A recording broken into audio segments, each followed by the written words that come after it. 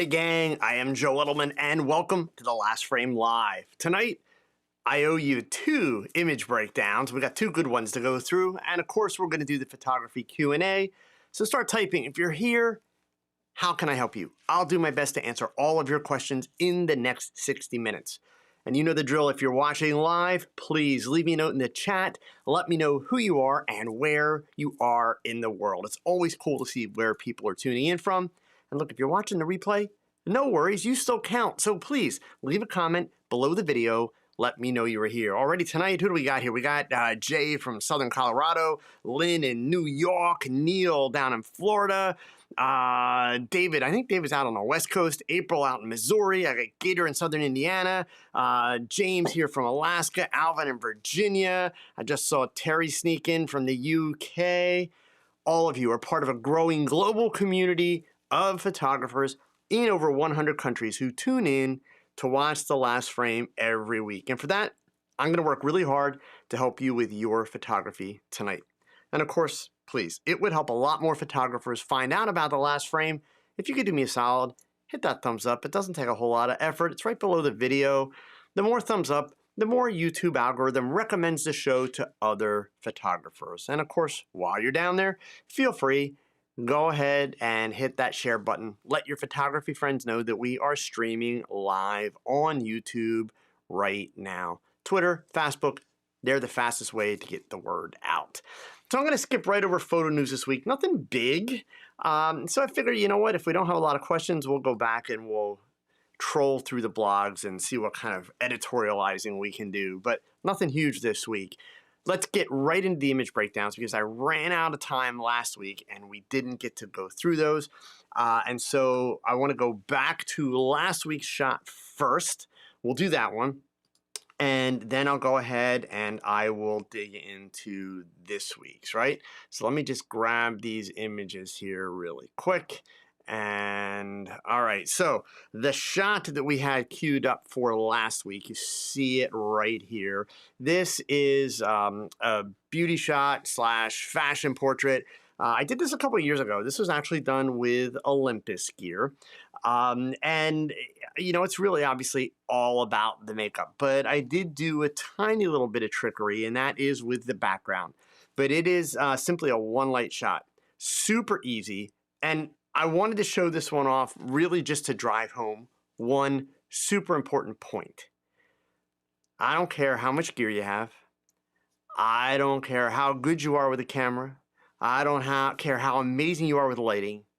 The most important thing is what you put in front of the camera.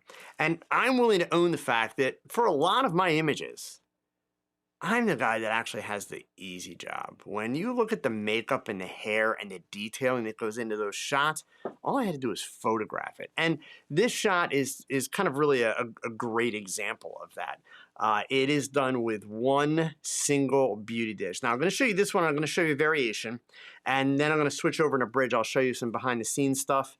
And I'll also show you a couple of the other variations that I shot. So a second variation of this one that I prepped and I do use from time to time is a black and white one.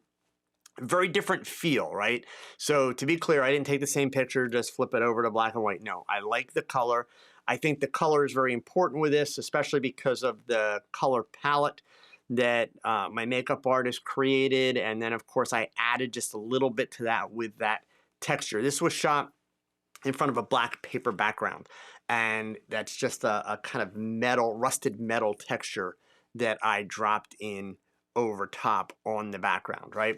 But definitely want to color all the way. A couple things that are worth pointing out. When you glue things onto your model, like we did with these kind of beads, if you will, they're like half beads, and they're fairly big, right? There's a couple things that you need to work with your makeup artist on. Number one, let them know that it's super important wherever possible to make sure that the pieces are actually glued down tight to the skin as opposed to sticking up, because then you get really weird shadows around the bases and they just look like you kind of just stuck them on, right? When you do this kind of stuff, you want it to really create a nice solid seam with the skin, be really clean. The other piece is understand how reflective are the things that you are going to add to your model. If they're like jewels or gemstones, you've got to be a little bit more careful with your lighting because you're going to get a lot of specular highlights. Fortunately, these beads were made out of plastic and they were somewhat matte to begin with. So just to be sure, I sprayed them with matte spray to add an additional layer of matte so that I didn't have to do a lot of retouching and I didn't have to worry about specular highlights. I knew that I was going to do this shot with a beauty dish. I knew I was going to do it with one light. So I knew that I was also going to have to be careful with whatever I put on her body in terms of what kind of, kickback and reflections that I would get. Also, something that I don't do often, but I do it sometimes, the model is placed right in front of the background. So there is a shadow from her on the background, which as you see it in the shot here, that's actually really there. I wanted to work with that. Okay, so I'm gonna switch over here to bridge, and here's basically so that you can get a sense of the setup. If you look right up in the top of the frame here, there's the beauty dish, okay? And again, one light, it's a little bit high. I do have a white board that I literally just had sitting on her lap.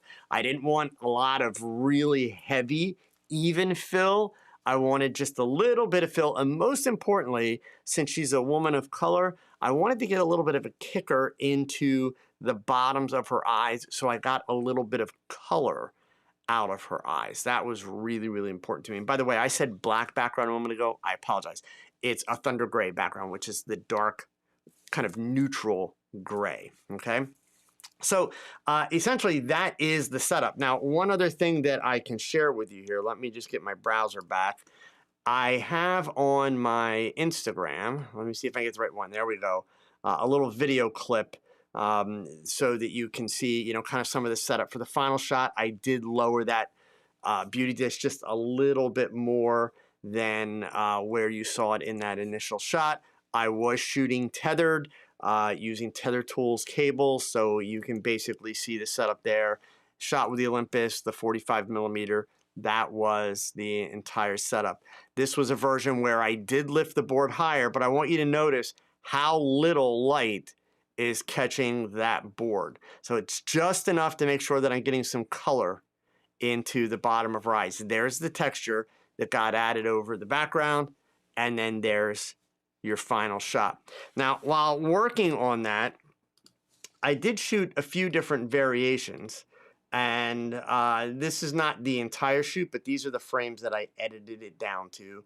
So just so you can get a sense of kind of where I started, went with a much lower angle, my subject looking up, wanted to have a little bit of drama involved, and then from there, went ahead and started to bring her chin down and also brought my camera up a little bit higher. And I knew from the get-go that I wanted a set of angles that were not necessarily your traditional portrait type angles, that weren't necessarily flattering. I wanted a little bit of awkwardness into the whole feeling. We knew from the beginning that I definitely wanted no affect on her face. So I wanted kind of that, that resting bee face, right?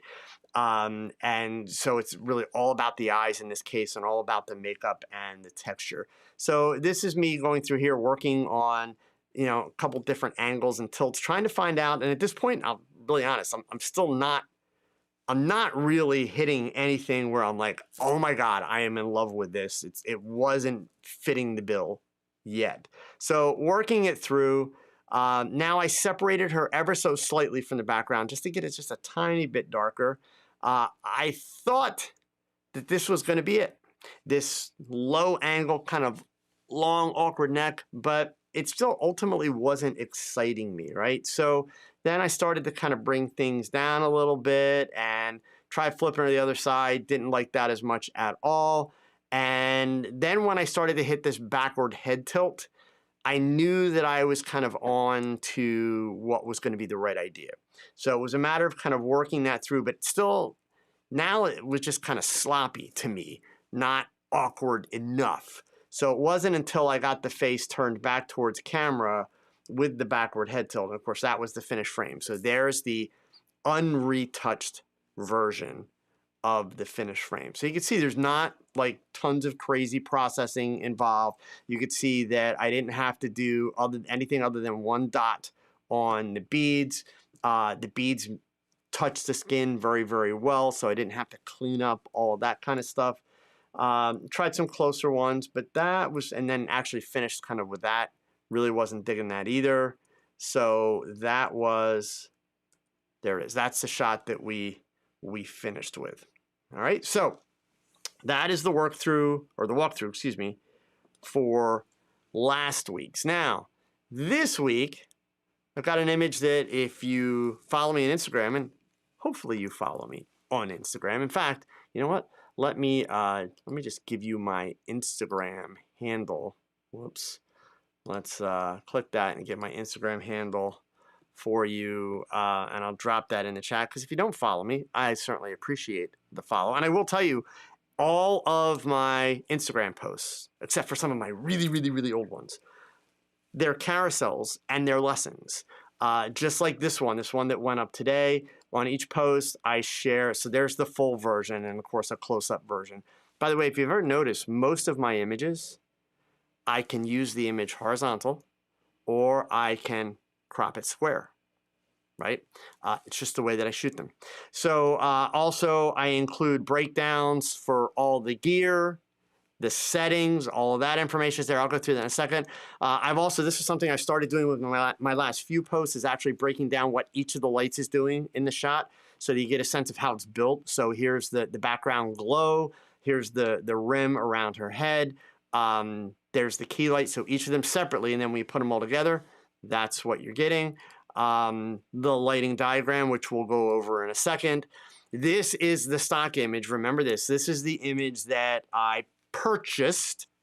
Important, right? Purchased that and Gaussian blurred it by about 190, I believe. It was huge, to get the soft texture that I used in the background. You'll be able to see that again in a second, right? And that's basically the setup that was in the studio. So there's the two background lights, one aimed back at the camera right there, one aimed at the black background. I was using a pistol grip cheetah stand, which I'll talk to you about that in a minute. I just got my hands on one of these a few weeks ago, and I am so in love with this piece of gear. And then there's the camera setup. So the finished shot, let's grab the shot here. There's the finished shot. Now you can start to see how that stock image of that ice cave kind of wound up appearing. So obviously it doesn't look like an ice cave, does it? Right? So number one, a lot of Gaussian blur.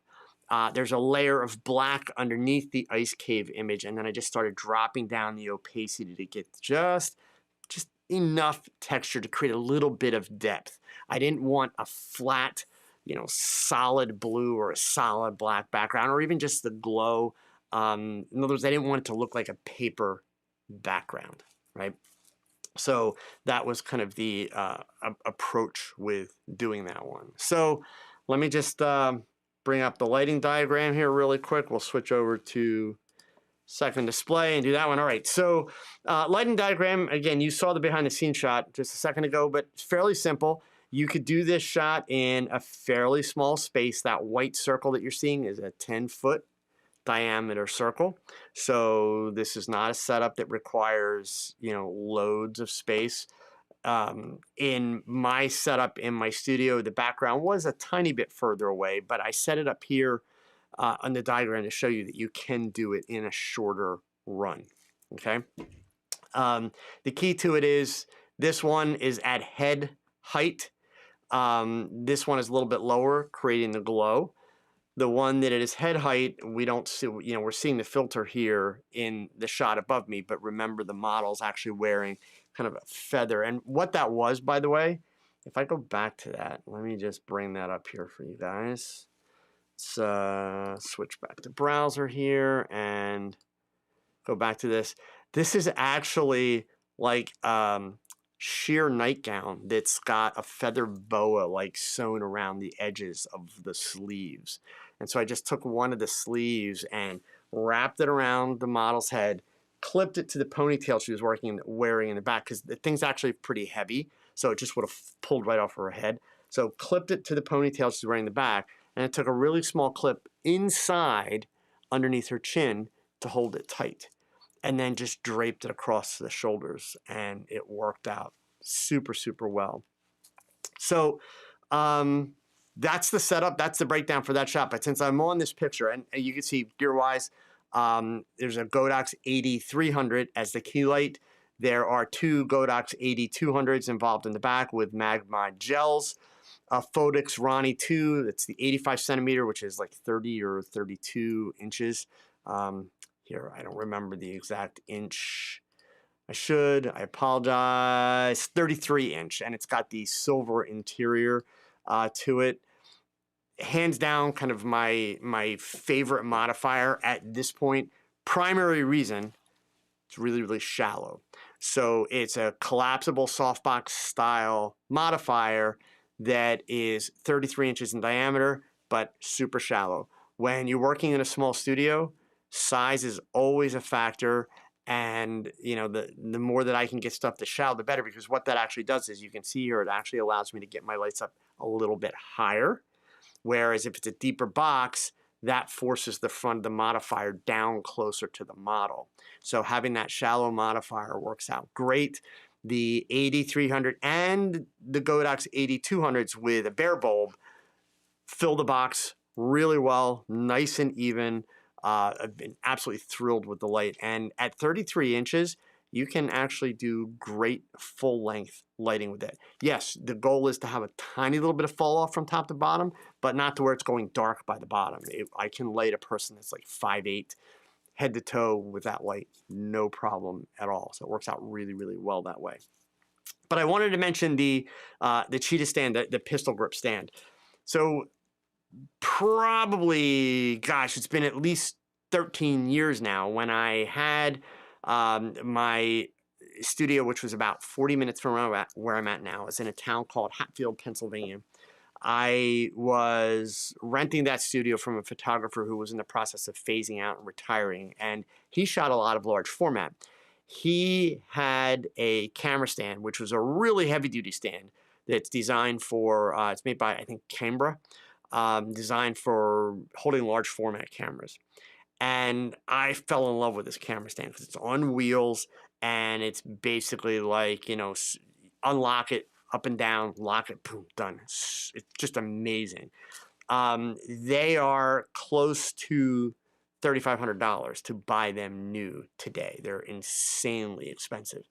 So I found out a couple months ago that Cheetah Stand, which is down in Houston, Texas, these guys have this stand, which they sell it. I believe they actually market it as a light stand. Okay, so that's the product shot over here.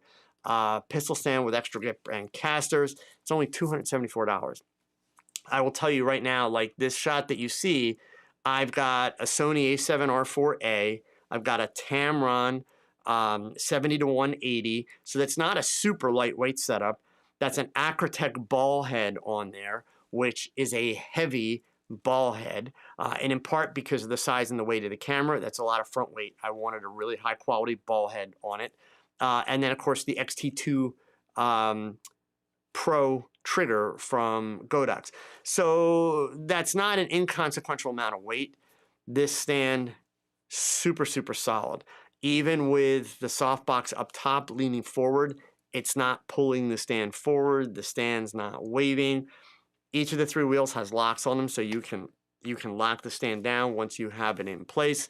And I want to be really clear too, when you work with a stand like this, the fact that they have the double pistol grip, and for some shots that I can actually mount my key light right on the stand, really cool. But here's the piece of advice, and I'm already aware of this for myself. It would be really easy to get really lazy and just leave that key light mounted on that stand. And obviously you can spin it all the way around, so I could have it either directly over the camera where it is in this shot, or spin it out so that it's a little bit off to camera right. I mean, that's as far as it's going to go on camera left, but the camera right could spin it out a little bit. That's going to be really nice sometimes. But don't let yourself fall into the trap of, because that's all the further the arm goes, that's where your lights are always at. It's like in one of those two locations. That's really not a very creative approach. And I only bring that up because I found myself making that mistake in the past. You know, if you've watched the YouTube video of how I built my home studio, I have those Manfrotto swing arms that are mounted onto the wall.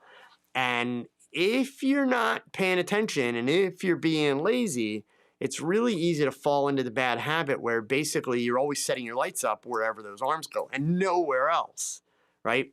You don't want your studio to dictate where your lights go. You want your idea and your subject set up. Everything you're trying to do creatively, that's what you want to dictate where the lights go. Super, super important. So I only throw that out there as a warning. I absolutely love these stands. I've got a couple Cheetah stand products now. I've also got their 8-foot drop stands, which are amazing. You pick the stand up and the legs pop up right away. It folds right up and you move 4 feet away. And the second that that stand hits the ground, the legs pop out into place. Amazing. They have it in an 8-foot size. They have it in a 10-foot. And I think they may have a taller size, a 12 or a 14. But absolutely awesome stand. One of the things I also love about what the company does is they sell replacement parts for their stands. So instead of the idea that, oh, you broke one of the, the twisty knobs or the latches or something for your stand, you got to throw it away and buy a new one. No, they'll sell you replacement parts for all the stands. So I will add the links to Cheetah Stand. In fact, here, let me at least give you the link to this one. And this is, by the way, this is not an affiliate link. I'm not sponsored. I don't make any money. This takes you straight to them. But if you are a member of my Tog Knowledge community, there is a discount code. Again, not an affiliate code. I don't make any money. I'm not sponsored. But I do have a discount code for all the Cheetah Stand products that members of the Tog Knowledge community get, along with a bunch of other discount codes that I have. So I would encourage you to check them out. The company is a small company. They have a lot of amazing grip gear. They also do Godox repairs. Definitely a growing company that I think is really worth us supporting, from a community standpoint, because their gear is good. The people that own it are photographers. So they are very much a part of our community, and they are seeking out gear that really, really works for us. So for those of you, if you have a dedicated studio space and you do a lot of studio work, I will tell you having the stand is amazing, right? Absolutely amazing. So anyway, that is the breakdown for this week. That is the setup. Also, Tog Knowledge community members have the ability, if you have the Set Alight 3D software, which is what you see me in right now, have the ability to download that software. Not download the software, download the set file. So you can get the actual set files that I have for each of these shots that I show off and use those to work and build out your own sets from there. Okay? All right. So let me just go ahead and close that piece out. And I'm going to close bridge out. That way I don't have as many confusing things on my screen to deal with. One little reminder for all of you, coming up on May 9th, that's Tuesday, so that's 2 weeks from now, No Rules Composition Techniques to Improve Your Photography. This is another one of my virtual presentations that I do. As it says on the page, the rules of composition were not made for creative people. And look, I want you to think about this, because I understand most of you have already heard about, the rule of thirds and Fibonacci spirals and all that kind of stuff, right? And hopefully you've already learned that, diagonals are your best friend, yada, yada, yada. But here's the thing. When it comes to rules in photography, and as long as we're not talking rules of physics, we can't debate the rules of physics, right? Because it's physics. But when we're talking about creative rules put you in a box. Creative rules at best make your pictures predictable. And please don't be the photographer, especially if you're from my generation or older, if you're a baby boomer.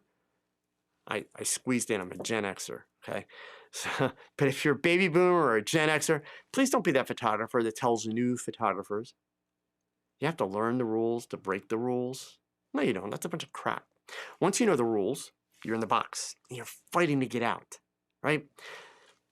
And by the way, I'm just some guy you're listening on YouTube, so don't take my word for this stuff. Go do a little searching and do a little bit of research on the history of these rules that we hear about, where they came from, and how they came about. And you'll realize I'm not BSing you. It's not just my opinion that I'm giving you. But here's the thing. You still need tools. You need a set of tools that are going to help you create compositions that are interesting. In fact, even if you go out of my work, I use symmetry a lot. And symmetry is discouraged, especially in excess in so many of the rules. But yet, I use tons of it. And the reason why I chose to do that is because that one of the most important markers in the human brain for beauty is symmetry. So one of the easiest ways to get people to really latch onto your pictures and stop and pause and consider and engage with your photos is symmetry. Now, it doesn't mean you take every picture with symmetry. It is a tool. And that's the idea behind this presentation. So obviously, I'm going to break down what are the things that you want to be thinking about in terms of composing your pictures when you pick up the camera. When you've got a camera in your hand and you're making a shot, what are the things that you want to consider? And how do you prioritize different choices that you can make? And what are some of the tools and some of the tricks that you can use? So there is a link for this in the description below the video. I'm going to go ahead and I'll drop it into the chat also for those of you that are here live. I would encourage you, check that out. If you are not creating amazing compositions every time you pick up the camera, and especially if you're just relying on that stuff that you've read about rule of thirds and Fibonacci spirals and all that stuff, I would strongly encourage you to consider this presentation. And it's worth mentioning, by the way, paid members of my Tog Knowledge community are able to view these presentations at no cost, okay? Along with the presentation, you'll have 72 hours afterwards to be able to watch the replay. So if you can't make it during that actual time, you can sign up and you'll get an email the very next day with a watch link that is good for 72 hours.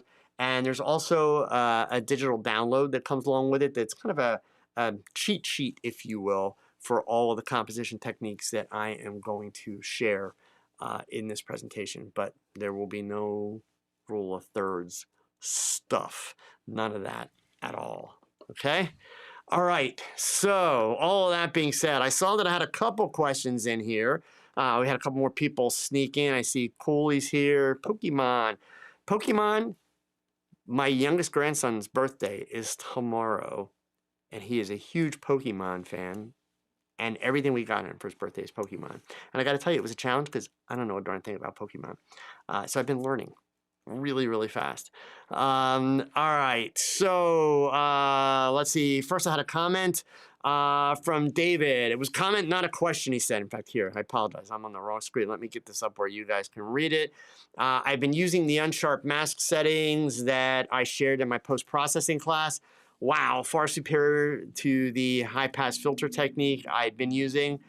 Number one, I'm glad it's working out for you, David. Thank you. I used to use that high-pass technique as well.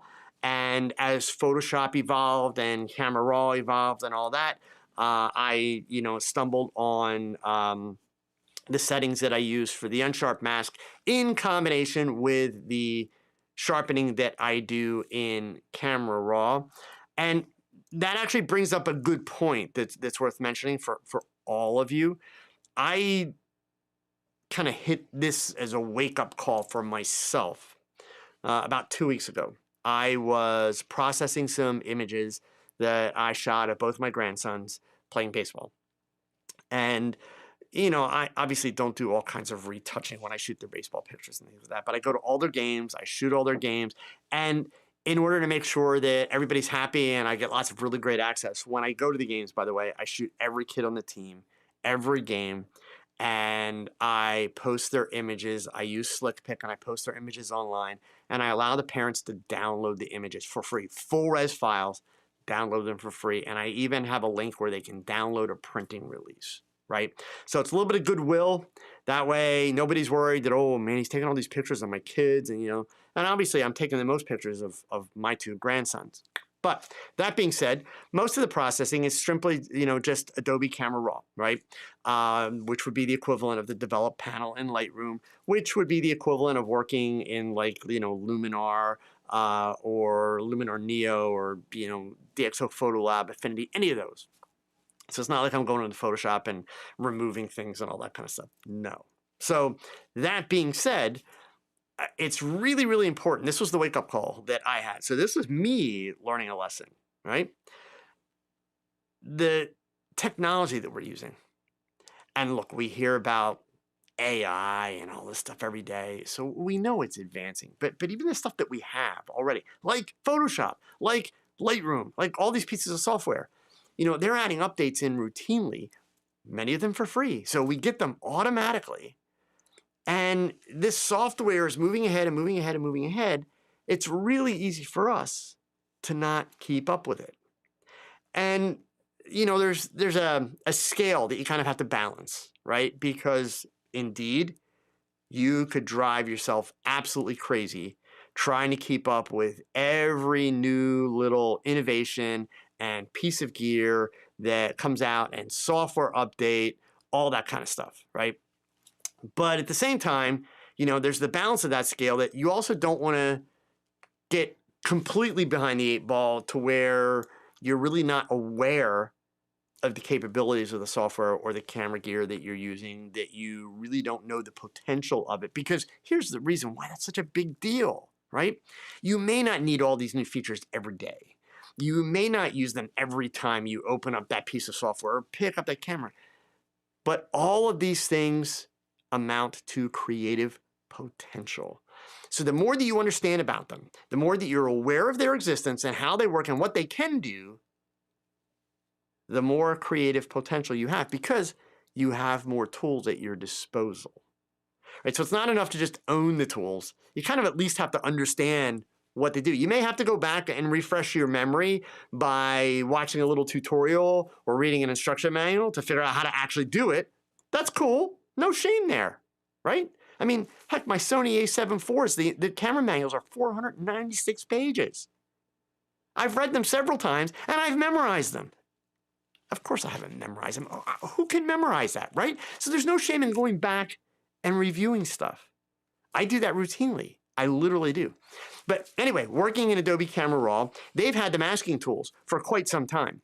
And a few times, I've clicked on the people stuff and I will use them for these Little League pictures of kids because on bright sunny days, oftentimes in order to get a good exposure, the face is even a stop and a half underexposed. Well within the dynamic range capabilities of my Sony cameras, makes great pictures, and that face masking tool would allow me to grab the shadow slider on just the face, lighten it up. It's amazing. Well, for quite some time, they've also had a background masking tool and a sky masking tool. So very few of my baseball pictures have the sky in them, so I'm not that worried about that. But the background tool, I just ignored it. Now, keep in mind, Little League pictures, right? So this is youth sports. It's not like they're in a picture-perfect baseball stadium. Oftentimes, there's the backstop behind them, which is a metal fence, and there's either people standing behind the backdrop or even a plastic trash can sitting behind the backdrop, which you can only make it so blurry, right? So oftentimes you kind of have slightly busy backgrounds. So 2 weeks ago, I was working on their first games of the season, working on the images, and just out of dumb curiosity, I clicked the background mask tool, and it was a perfect mask. And then I realized if I drop the exposure by like -10 on that background mask, it's just enough to give my subject a little pop. It's like, wow, right? So it's one of those things where, son of a gun, that feature's been in that software for a while. And I pretty much ignored it because my mindset was, I have no use for it. So the moral to the story is, look, this technology we have, the software we have, pay a little bit better attention, because believe me, that was my wake-up call. Pay a little bit better attention to the changes that are happening. It's not that you got to change what you're doing. And I bring this up in response to David's comment, which I'm glad that my technique worked out, is, it's that awareness now that even the sharpening concept, that's likely to change in the near future, because now, and David saw this in my post-processing presentation that I do, I actually do a fair amount of sharpening while I'm in camera raw. And look, what have we always been taught in the digital realm? Don't sharpen until you're ready for output, right? Size your file for output and then sharpen. And that way you're going to sharpen to go online, or you're going to sharpen for printing. But no, I actually do some pretty aggressive sharpening in camera raw. And then I still do my output sharpening. And even better yet, I learned a cool trick just this past week working with the sharpening by being even more aggressive. Those that took my sharpening presentation saw that in camera raw, I pushed it up to about 60 on every file. Well, even since the last time I taught that presentation, I've changed my technique based on another evolution in camera raw. Now I push it all the way to 90 in Adobe ACR, same as the Lightroom Develop panel. And then while holding down the Alt key, I can create a mask to see what parts of the images are being sharpened the most, and I can adjust that so that I'm only sharpening the elements of the image that I want, all in Adobe Camera Raw. Super, super helpful, and it's super fast.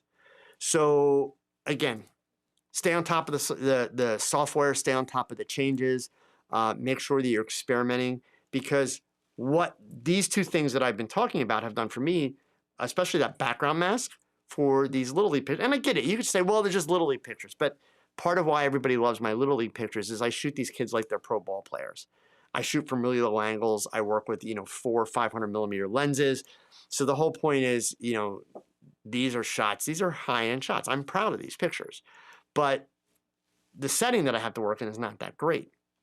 By being able to drop that background by about a -10, and believe me, this is one of those settings that's really easy to get heavy-handed on. And you don't want to get heavy-handed, because then it just looks like you cut the person out and pasted them on the background. Nah, it's not cool, right? But by dropping it by about 10, it's just enough to give that subject just a little pop and bring them forward off the background. Oh my God, it works amazing.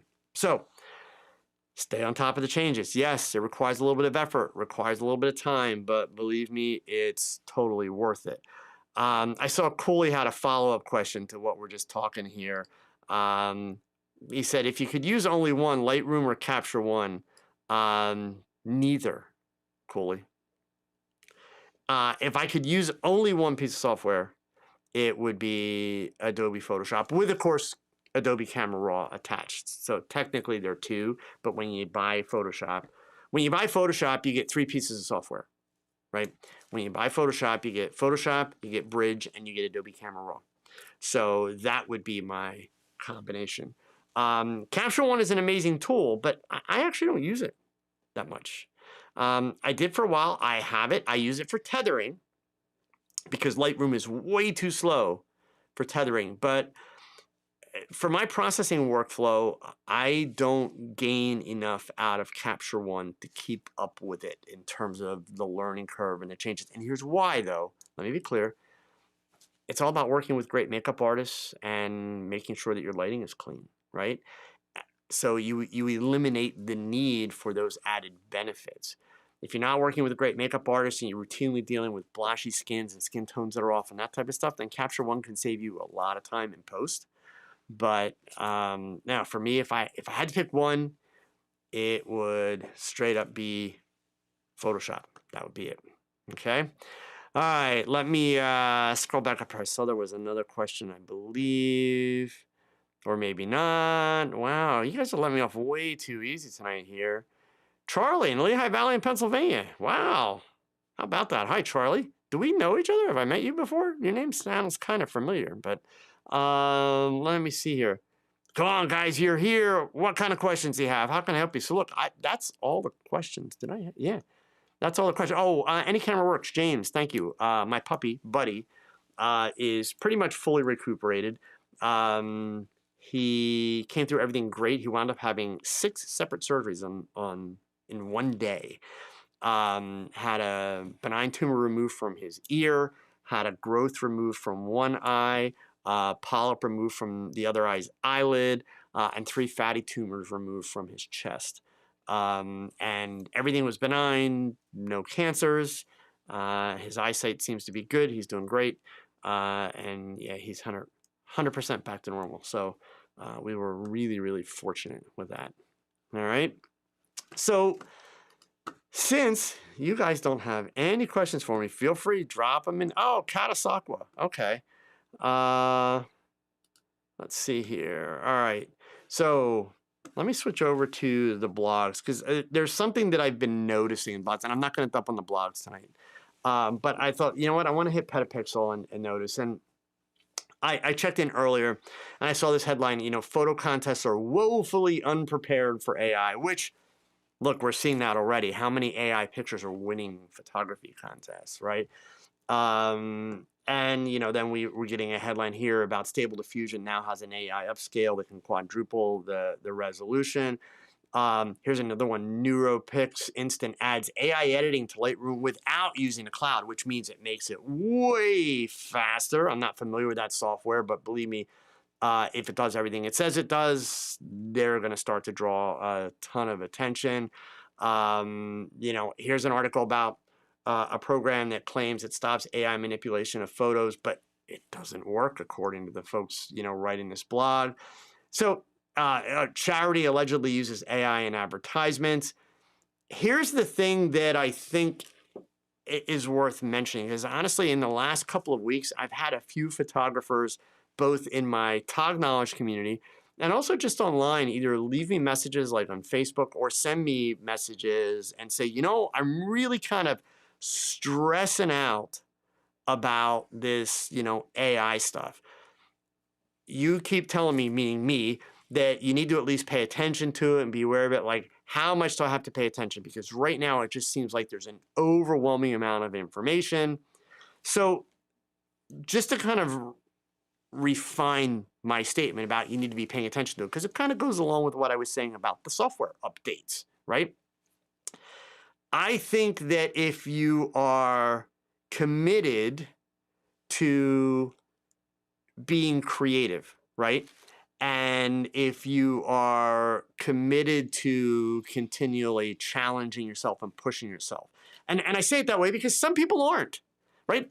And that's not a bad thing. It always remember your why, folks. Don't let anybody else tell you what your why should be with your photography, right? So if your why is about gear, or if your why is just about just taking pictures of your grandkids or just taking pictures on vacation, then yeah, you could probably ignore 99% of this AI stuff, right? So always remember your why.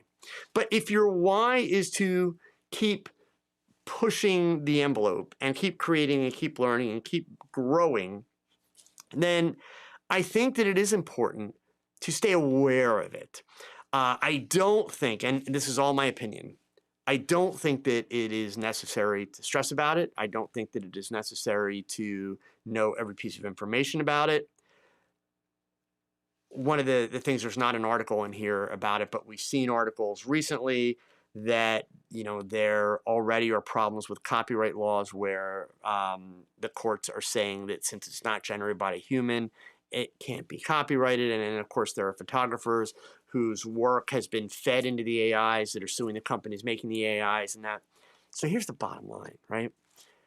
There's a lot that's going to have to get worked out. And that's a given. I mean, the first time we heard about AI, that was pretty much a given, that there's a lot that's got to get worked out, right? With photography contests, maybe we're going to wind up, with a point that we're going to get to where, there'll be categories or contests for AI art generation. Cool, right? Maybe it's going to be a matter of photographers will either have to sign some kind of affidavit or, better yet, provide a raw file that shows that they, created this image with a camera, or at least created the foundation of this image with a camera. Because already, I mean, there are many contests and many categories that allow digital compositing, which is kind of like a human creating the AI, right? It's making an image that didn't really exist by adding multiple images together and drawing things and all that kind of stuff. So, and we've already had problems with that where, people have pasted a plane in a picture that wasn't really there, all that kind of stuff, right? So the perfect example there is the problem is not the AI. The problem is the people, right, that cheat. So we're going to have to change the rules a little bit. We're going to have to change, some of the guidelines. We're going to have to, or, maybe it's a matter of like, look, you can enter this stuff, but before you get a prize, if there's a big prize, you're going to have to, show hands down, undeniable proof that you created that image. And some contests already work that way, right? So that's actually not going to be a big change for them. So, and just like this software, which I know nothing about this, I'd never heard this software until just today, this NorPix. There's been companies like Imagen AI and a bunch of others that are out there. Look, there's going to be a lot more. And I can guarantee you there's a lot more that are in development and people that are scrambling to work on stuff. So, part of the challenge with all of these softwares now is you do have to be careful about how deep you get into the environment of any one of these softwares because you don't know for sure that that's going to be the winner. Like we can look at a program, love them or hate them. We can look at a program like Photoshop and we know it's going to be around in 5 years. It's going to be around in 10 years, right? And we already know Adobe's working on AI and they're taking their good old time. Why? Because they can afford to. And I will tell you, I have access now to the beta of Adobe Firefly, which is their image generating AI. It's pretty cool. It's not as good as Midjourney, but it's pretty cool. And the point is, the more people that use it, the better it gets, the more it learns, etc. And it's going to be a race to see who comes up with the biggest and the best. And look, at the end of the day, companies like Adobe are well positioned to likely be the winners in those races. So, it's like if you can find use for these softwares in your workflow, and if they save you time and they save you money, or if you just want to dabble for fun, yeah, go for it. But I honestly don't feel that any of it is worth stressing about. So I'll say the same thing about that as I said about the software before. I think it's just a matter of be aware. Be aware every now and then, catch up on some of the news, get a sense of, what people are talking about, catch up on some of the buzzwords, right? I mean, it's helpful to know what's Midjourney, what's DALL-E, what's this NorPix. It's helpful to know what these things are, but that's about it, right? Because every single one of them provides a certain amount of potential creativity for you, right? So that's my thoughts there, okay? While we're talking about processing softwares here, Alvin said, did you ever use OM Workspace? How is it? I just downloaded it today. I did use OM Workspace. I used Olympus Capture more. In fact, for tethering with Olympus, Alvin, Capture One doesn't work. I believe you can use Lightroom, but we all know Lightroom sucks for tethering. So Olympus Capture was hands down, in fact, it was faster than Capture One is with other camera brands. I mean, Olympus Capture was like wicked fast. OM Workspace, only because I am so comfortable and so confident with Adobe products. I've been using Adobe products for like 27 years now, long before I was actually shooting digital photography full time. I'm just much more comfortable there. I find the OM Workspace to be a little bit clunky for my needs. I will tell you that when I was an Olympus visionary, there were a couple fellow visionaries like Jay Dickman, who was a Pulitzer Prize-winning photographer, shot for National Geographic. He works with Olympus Workspace, and his portfolio is to die for, right? So yeah, it's a very powerful piece of software for processing as a raw processor. But obviously it doesn't have a lot of the features that you would get when you get into Photoshop with layering and things like that, okay? Samuel asked, I was wondering, have you used the Rogue Travel Kit yet, and how do you like the product? Samuel, I have used the Rogue Travel Kit. In fact, next week I'm going to share some images from it and share some feedback on it. The travel kit is the 2 umbrellas with the soft diffuser over the front. They have become my new travel modifiers in my lighting kit. Um, as a result of that, I don't carry them in the little bag that they come in because I have that bigger case that goes on the plane with me. But yeah, hands down, absolutely awesome. And you all know I have a little bit of a love-hate relationship with Westcott, only in the sense that so many of the Westcott products, they could be a lot cheaper and they should be a lot cheaper. But I don't get to tell companies how they should set the prices, do I? So yeah, I think the Rogue setup is ideal, but I will be talking more about it and showing it off. And I'll also be talking about the Rogue modifiers that are kind of the MagMod competitors. I have had a chance to play around with those a little bit as well. So yeah, I'll be sharing all that, and I'll go through that stuff with you guys soon. Let's see. Lane's question here. First time looking to purchase a backdrop for headshots. Going to a fabric store to pick color. Would it be best to go black, white, or gray? Thinking fleece. Will be done on site. May consider using TV. Wow, Lane. How to ask me 27 questions in one without ever actually getting to the point. Okay. So let's take the first part of your question, right? Would it be best to go with black, white, or gray? You tell me. Lane, you knew that was going to be the kind of answer that I give you, right? Lane's part of my Talk Knowledge community. Look, at the end of the day, it depends on what kind of headshots you're shooting, Lane. And not only does it depend on what kind of headshots you're shooting, it depends on where those headshots are going. How are they going to be used, right? So, Lane, I would hope by now that you've watched most of my YouTube videos. If you have, you already know, what's my favorite background color? I'm not going to answer the question. I'll let everybody else here answer the question, right? So, you already know what my favorite background color is, and you know why. And you know what I'm able to do with it, okay? So there's my answer. But that if I just say to you, oh, go with gray because it's more versatile, that potentially screws you up because I don't know why you're shooting the headshots that you're shooting and what they are being used for, right? Working with the TV on location, good luck with that. That's going to be a nightmare. Just is. Plus, it's a whole lot more expensive than working with material. And even with regards to the fleece, I wouldn't go with fleece because fleece is going to crease and it has a lot of texture that you got to be really careful how you light it. If you paid attention in my videos, I have a video about the kind of material that I use and why I use it. And I even show how I mount it to make sure that it never has creases and I never have to iron it. So let me go and see if we can find that one for anybody else that's here. But Lane, I'm sure you've probably watched those videos, so I'm really not sure why you're asking me that question. Let's see here. So we switch over to this. When we get to my channel, click on the magnifying glass, type in background. And so my favorite background color is gray. Whoops, link address. Let me give you guys that one. And then, let's see, this one right here.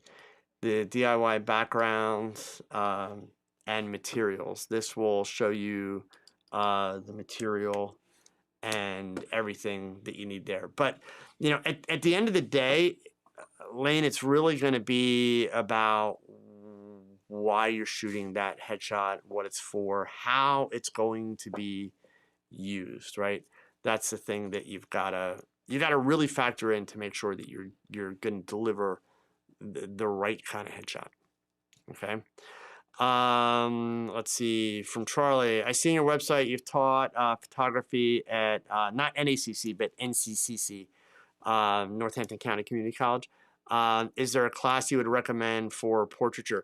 At this point, Charlie, I'll be honest, I don't know if they if they still even have the photography program. It was part of kind of the evening program that they had at NCCCC. I taught it. I taught it mostly on the Monroe campus, which is up in the Poconos. And one semester we did it down here in Easton. But yeah, that was quite a few years ago, and I don't know if they still have. And it was a certificate program. So how should I explain this? It really was meant. It was a program that was for amateur photographers to kind of learn the basics. So we touched on portraiture, but there wasn't a portraiture class. If I'm being really honest, Charlie, and this always gets me in trouble, but hey, I don't have a lot of filters and I stand behind what I say. I'm not trying to be mean, I'm being honest. I wouldn't waste your money taking a college class on portraiture because you're going to run into a couple of problems. Number one, most of the classes in the Lehigh Valley that are being taught at colleges are being taught by people that are barely a step above being amateur photographers. So they don't have a large depth of knowledge, or they're being taught by people with MFAs. The classes that are being taught by people with MFAs, they're likely to make you shoot film while you shoot your portraits, and everything's going to be 2-to-1 lighting ratios and Rembrandt lighting, and you're going to learn how to be just crap, boring portraits, because that's how MFAs are taught, and it's drilled into them. And every MFA I've ever met, so again, only the ones I've met, so if you're an MFA out there, don't get pissy with me, but all the MFAs I've met, they are holier than thou because of their, degree. And they think that the only way you can do stuff is that traditional, old, boring crap way. And every picture's got to be done that way. I wouldn't want to learn that way if I were you. The first thing you should be doing if you really want to shoot portraits is you should just start shooting portraits. Like, I'm dead serious. You don't have to know a damn thing. Look, not for money. Find people. Just start shooting portraits. Take some really crappy portraits, Charlie, and then start to look at those images. And I'm dead serious with this. Look at those images, and you got to start to ask yourself honest questions. It's currently 54 degrees. Okay, Siri says it's 54 degrees. I have no idea why that happened. Sorry. But ask yourself some serious questions. Like, what do I like about this picture? What don't I like about this picture? If I could do this picture again, what would I do differently? That information, that starts to tell you what you really need to be learning, right? Because here's the thing. Most photography classes on portraiture just deal with lights. I mean, that's it. They deal with lights. And you learn, 2-to-1 lighting ratios, and you learn how to do Rembrandt lighting. Again, all this boring traditional stuff. They don't deal with any of the important stuff. The important stuff is the psychology. The important stuff is the people part. Unfortunately, you missed all the classes I've done online so far this year. I've done a whole bunch of portrait classes online. They will be coming up again in the fall. So what you do want to do is you want to visit my website. Let me get my website up on the screen here. Visit my website. It is joeedelman.com, and at the top of every page, there's this education link, right? If you click on that link, these are all the classes and presentations that I have coming up. So let's see, that's in North Carolina, so unfortunately that's not open to the public. Creative portraits with colored gels, which actually is a lot about psychology, but also photography. I'll be doing that in September. Beautiful portraits, the psychology and techniques. This isn't traditional portraiture. This is like beauty portraiture. I'll be doing that in October. And these are classes that you can sign up for right through my website. Okay. But the kind of intro to portraiture, the basic portrait class, I already did that this winter, and I will be doing it again this coming winter. I do them once a year, right? The other option, Charlie, is you could join my Tog Knowledge community, and you could watch them tonight. The Tog Knowledge community, once you go to the website, here, actually, let me share these links. Here is the education link for anybody that's interested. And then for Tog Knowledge, I'll share this link. If you go, there's a website, yeah. Of course, it's a website. There's a video that you can watch. It tells you all about it. Whole bunch of breakdowns of all the stuff and everything that's there. And literally, you can join for $6.25 a month. That's giving up one Starbucks coffee per month to improve your photography. Okay, so that's what I would advise. All right, last question, John. The wife got me a Westcott optical snoot. Oh gosh, okay. I should have passed on this question right out of the box. So here, let me put this up here. Wife got me a Westcott optical snoot because I wouldn't spend the money myself. What are your thoughts on these GoBo projector devices? FY67 in Nashville. Great. So, well, number one, the Westcott ones are insanely overpriced. And look, I love Lindsay Adler. I consider her a friend. I am honored to know her. But I can buy the same snoot on Alibaba or Amazon for half the price. And the problem with it is, John, you can only do so much with them. And, you know, look around on Instagram, look around on YouTube. Everybody's using them. Every time you see a picture on one of those, that's a snoot. That's a snoot. That's the snoot. That's the snoot. So you want your pictures to be that predictable? Not me. So that's one of those things. Yep, everybody's out there spending that $500 or $600, whatever that thing costs, right? They're over there spending their money. I'm over here saving my $500 or $600 and taking pictures that are uniquely mine. So yeah, I'm not a big fan of them. It's a great piece of gear if it's going to be used in a truly creative way. And the only person using it in a truly creative way, there's one person, and that's Lindsay Adler. Because every time Lindsay Adler posts an image shot with one or a video shot with one, everybody goes out and does the same thing. And the worst part is if they all had any conscience, they would send her another $100 on top of the money they spent for the snoot, but they would send it direct to her as an apology for making a cheap copy and devaluing the work that she did. Because none of them tries to make it their own. They just make a cheap copy of what she's already done.